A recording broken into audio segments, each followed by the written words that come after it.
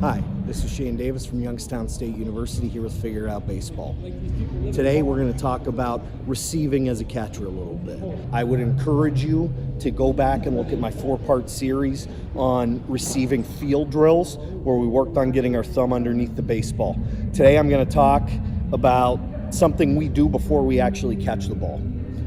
Hitters are all familiar with what a load is.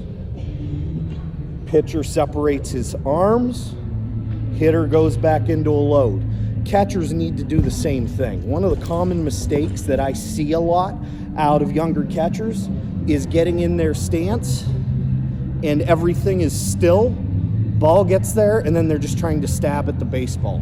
We as catchers need to look at ourselves actually having to load. So there's a couple ways to do it. I'm going to show you a few ways how. The timing is the same as hitters.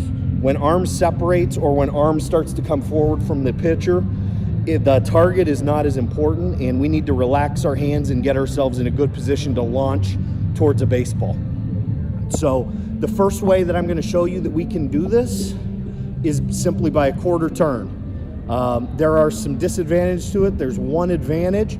If a pitcher has a ball that's going to run to your glove side, say a good right-handed two-seamer, this does get you in a little bit better position to get out and around the baseball. Now, the disadvantage to it is you're getting yourself in this spot, and most of the balls that we're going to have to catch are with our thumb underneath.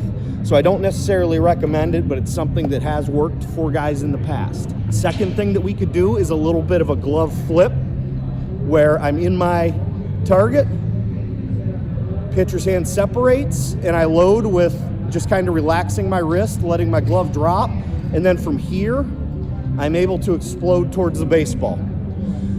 Third way, probably the most common and the one that I was always the most comfortable with as a catcher, would be to get in my stance and just recoil a little bit towards my chest, and then have a slight movement towards the baseball. And these things don't need to be really, really big. If you look at me from the side doing the recoil, I'm out with a good target, recoil just a little bit and go.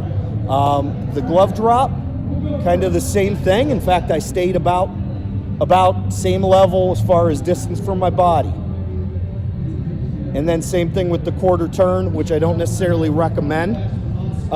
Again, this is just to loosen ourselves up and get us into a good position to launch from. A common mistake with catchers, like I said, is getting out here and having our gloves out in this spot for a long time. Seems like a couple minutes, and eventually we start to tense up in here and we're going to be a little bit slower. So this is a good way for us just to kind of relax and get ourselves in a relaxed position where we can explode towards the baseball.